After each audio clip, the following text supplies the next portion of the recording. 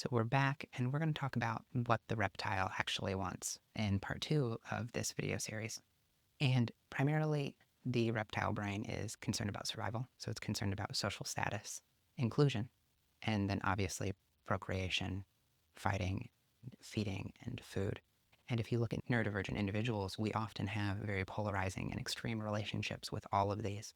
And the first one that I want to talk about is actually the social environment. So for most of human history, if you were not safely in a group and in the in-group and included, if you were excluded from your tribe, from your community, that equated with death.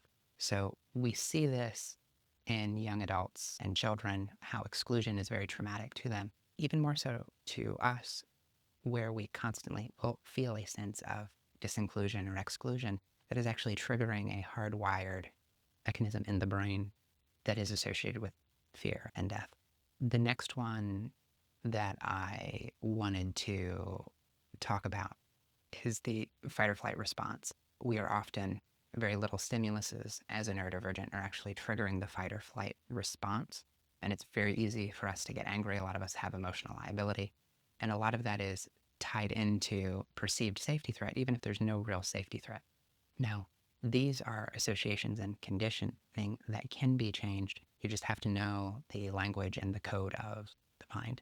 And that's a lot of what you do in neurolinguistic programming is you actually will learn the coding language of the mind and be able to code and associate whatever connotations that you want to any particular stimulus.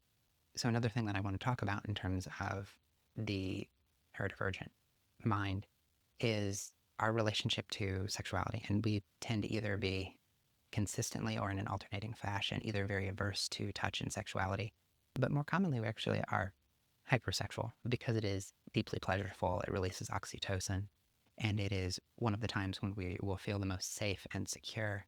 And it is also deeply regulating for us. One of the things I talk about in some of the other materials and videos that I have is really how much dis-ease and how very little internalized sense of safety there is in a neurodivergent nervous system commonly. The same things tend to apply to food. So if you know that the lizard runs the show, then you need tools and techniques to work with the lizard, to work with the reptile brain, and to actually speak to it. And if you just keep this concept in mind, that people are motivated to have feelings by the lizard brain, and the mammalian brain then experiences those feelings, the monkey brain, and then the human mind is kind of there making up a story about those feelings. If you start to see that and observe that in people, people start to make a whole lot of sense. So not only can we use it to understand the world better, but we can also use it to really help understand ourselves and help ourselves better. So love working with people.